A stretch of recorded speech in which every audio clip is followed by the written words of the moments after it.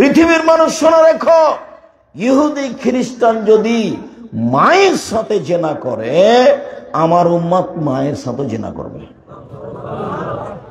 নেন এবার এখানে যতগুলো ছেলে আছে, অনেকের মাথার চুলের উপর দিক বড় আছে, চাচা আছে নিচের দিক। এটা কোথা থেকে পেলে? তোমার গায়ে একটা গেঞ্জি আছে, 10 লেখা আছে, আর না হলে কার্টন আছে। এইটা কি? তোমার মা একটা আয়না কিনেছে, সেটা হলো কাতল মাছ। এইটা কি? তোমার মা একটা প্লেট কিনেছে, সেটা হলো চিংড়ি মাছ। এটা কি? তোমার বাপ একটা জায়নামাজ কিনেছে, সেটা হলো একটা চকচকে ছবিওয়ালা কাবা ঘরওয়ালা। আমাদের বাসাতে যাও তো, জায়নামাজ দিব তোমাকে সালাত আদায় করতে ইনশাআল্লাহ, এক কালার। তোমাদের মসজিদ খানা বানালছ তো, মেহরাবের 2 দিকে একবারে কাবা ঘরের টাইলস লাগালছ, কত সুন্দর ঝকঝকে করে। জমিদারের বেটা, হুজুর হলো জমিদার, আর সভাপতি সেক্রেটারি হলো জমিদারের ছেলে। মসজিদ সাজিয়েছে, ধর্ম পাগল হয়ে গেছে। আমার উম্মত ইহুদি খ্রিস্টানের সাথে মিশে যাবে। এখন যত মহিলা এখানে বসে আছে দিন ধর্ম শিখতে, তারা সব মুসলমানের মেয়ে, দিন ধর্ম শিখতে এসেছে। শত হাজারো মেয়ের নখ বড় আছে, নেল পালিশ দেওয়া আছে। অথচ আল্লাহর নবী বলছেন, ইহুদি খ্রিস্টানদের পতিতালয়ের মেয়েদের বৈশিষ্ট্য হলো নখ বড় রাখা, নখে নেইল পালিশ দেওয়া। ইহুদি খ্রিস্টানদের পতিতালয়ের মেয়েদের বৈশিষ্ট্য হলো নখ বড় রাখা, নখে নেইল পালিশ দেওয়া।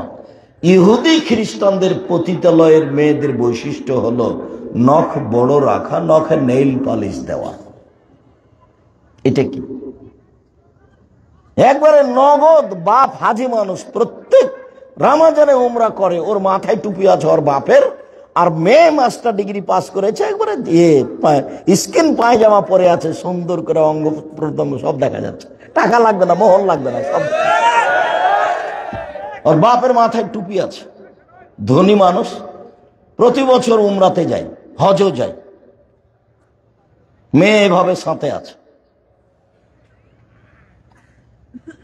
সম্মানিত দিনী ভাই বোন, এখানে 2টা হাদিস আদর্শে বলে যায়। যেহেতু এই মুহূর্তে এই কথা এসেছে, তো এটা আগে বলিনি। আয়েশা রাদিয়াল্লাহু তাআলা আনহা বলেন, সব নবীর আদর্শ 10টি, সব নবীর বৈশিষ্ট্য 10টি, সব নবীর শিষ্টাচার খাসলাত অভ্যাস 10টি। সব নবী, আদম আলাইহিস সালাম তাই, ইব্রাহিম আলাইহিস সালাম সেটাই, দাউদ নূহ আলাইহিস সালাম সেটাই, মুহাম্মদ সাল্লাল্লাহু আলাইহি ওয়াসাল্লাম সেটাই। সব নবী একই। এক, কাসুস সারেম, মোচ কেটে ফেলা। কোন নবীর মোচ বড় ছিল না, তবে মোচ ব্লেড দিয়ে কাটা যাবে না, চেঁচে ফেলা যাবে না, কেটে ফেলতে হবে। পুরুষের পরিচয় থাকতে হবে। এফাউল্লোহা, দাড়ি বড় করা, সব নবীর নীতি অভ্যাস শিষ্টাচার।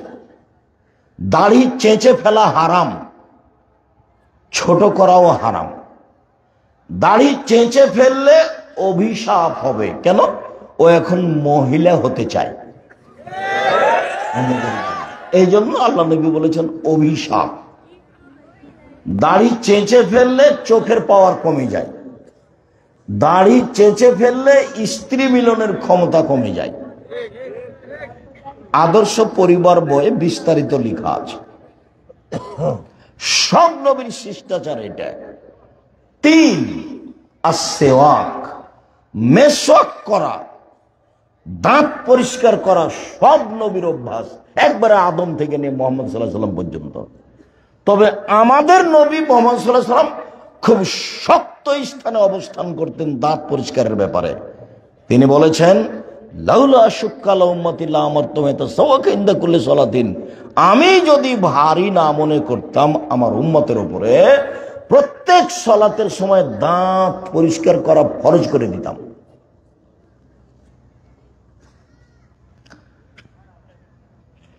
আয়েশা রাদিয়াল্লাহু তাআলা আনহা বলেন, আল্লাহ নবী বলছেন, জিবরাইল যখনই আমার কাছে আসেন বলে দাঁত পরিষ্কার করেন, দাঁত পরিষ্কার করেন। যখনই জিবরাইল আমার কাছে আসেন, আমাদের নবী বলেন, তখনই জিবরাইল বলেন দাঁত পরিষ্কার করেন, দাঁত পরিষ্কার করেন। তো মনে হচ্ছে যেন কাদ উহুফিয়া মুকাদ্দামা ফিয়া, আমি দাঁত পরিষ্কার করতে করতে মুখের সামনের দিক ছিলেই ফেলি নাকি।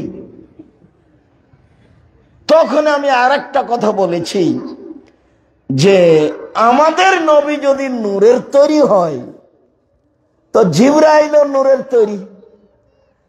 তো জিবরাইল কয়বার দাঁত পরিষ্কার করেন যে আমাদের নবীকে দাঁত পরিষ্কার করতে বলছেন?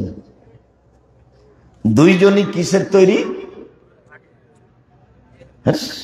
জিবরাইল আলাইহিস সালাম নূরের তৈরি, আর মুহাম্মদ সাল্লাল্লাহু আলাইহি ওয়াসাল্লাম হচ্ছেন মাটির তৈরি।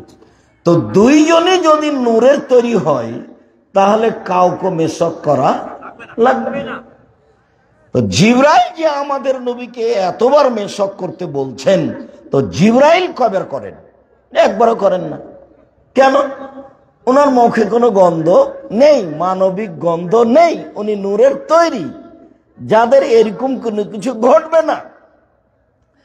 তাহলে বুঝতে হবে যে মুহাম্মদ সাল্লাল্লাহু আলাইহি ওয়াসাল্লাম নূরের তৈরি নন, মাটির তৈরি। যার কারণে জিবরিল এভাবে বলছেন। আমি তখন মানবিক গন্ধ বলেছি, রাসূলের মুখখান গন্ধ করছে এই কথা বলিনি। যে আমাকে গালি দিচ্ছে ও মনে করছে যে ফেসবুকই মনে হয় হাইকোর্ট। তো ফেসবুক হাইকোর্ট নয়।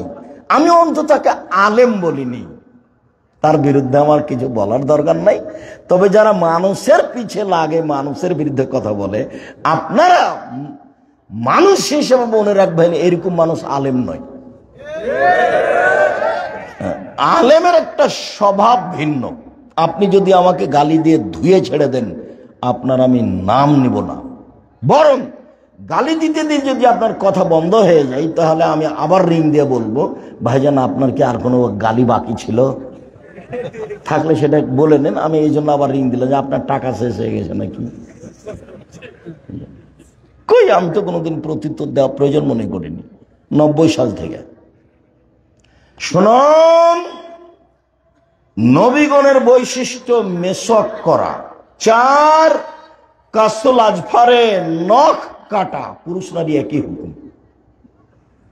5, ইন্তেশাকুল মা, অজু করার সময় ভালো করে নাকে পানি দিয়ে নাকটাকে ঝাড়তে হবে, কেন নাকে শয়তান বাস করে রাতে।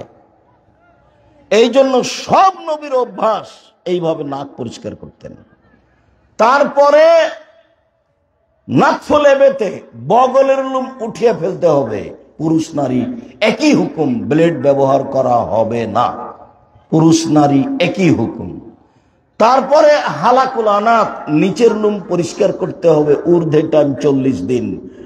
যেভাবে সহজ, যেভাবে সম্ভব, পুরুষ নারী একই হুকুম। তারপরে ইন্তেকাসুল মা, পেশাব পায়খানার পরে পানি দিয়ে পবিত্রতা অর্জন করতে হবে। আগে ঢেল, টিস্যু পেপার, পরে পানি, এইটা বিধান নয়। আল্লাহর নবী পানি দিয়ে পবিত্রতা অর্জন করতেন। সব নবী পেশাব পায়খানার পরে পানি ব্যবহার করতেন পবিত্রতার জন্য, পরে হাত মাটিতে মেজে নিতেন। একাধিক সহিহ হাদিস বুখারী মুসলিমের। আর এখন যেটা পড়ছে সেটা মুসলিম। আগে ঢেল, টিস্যু পেপার, পরে পানি, এটা বিধান নয়। এরপরে 40 কদম হাঁটা, এটা তো প্রশ্নই আসে না। আবার পায়ের উপরে পা উঠানো, আবার খক খক করে কাঁসা পবিত্রতার জন্য। যদি তাই হয় যে 40 কদম হাঁটতে হবে, খক খক করে কাঁচতে হবে, পায়ের উপরে পা উঠাতে হবে, তো তাহলে তার বউকে করা লাগবে না? আর বউ টিস্যু পেপার নিয়ে 40 কদম হাঁটবে, ঢেল নিয়ে পায়ের উপরে পা উঠাবে, খক খক করে কাঁচবে, কেননা ও জান্নাতে যেতে চাইয়ে যাবে না। ধর্ম এরকম নয়, ধর্ম এত পাগল হয়নি। চাঁপাইনবাবগঞ্জের মহিলা বৈঠকে বলছে, বুবু শাড়ি পরে নামাজ পড়িও না বুবু, শাড়ি পরে যদি নামাজ পড়ো বুবু তাহলে একটা ল্যাঙ্গট পরে নিও, নইলে বুবু লজ্জা স্থানের যোগাযোগ মাটির সাথে হবে, বুবু মাটি অভিশাপ করবে। বুবুর সব কথাই নাকি বুখারীতে আছে, একেবারেই মিথ্যে। এইটা যেমন 40 কদম হাঁটা একেবারেই মিথ্যে, সব নবীর বৈশিষ্ট্য এটা। শুনুন, এক, মুখ বন্ধ রেখো জান্নাত পেয়ে যাবা। দুই, জরুরি প্রয়োজন ছাড়া বাইরে যাবা না, জান্নাত পেয়ে যাবা। তিন, পাপের জন্য কাঁদো, জান্নাত পেয়ে যাবা। তিনটে। এটা আমার আপনার জন্য থাকলো, পরিবারের জন্য এখন চলে যাচ্ছে। আমার আপনার সম্ভব গাভীর বাঁধ থেকে চাপ দিয়ে দুধ বের করে ভিতরে ঢোকানো যেমন অসম্ভব। ভিতরে ঢোকানো যাবে? যাবে না তো। এটা আল্লাহ রাসূলের মুখের ভাষা, আমি আপনাকে বাংলা করে শোনালাম।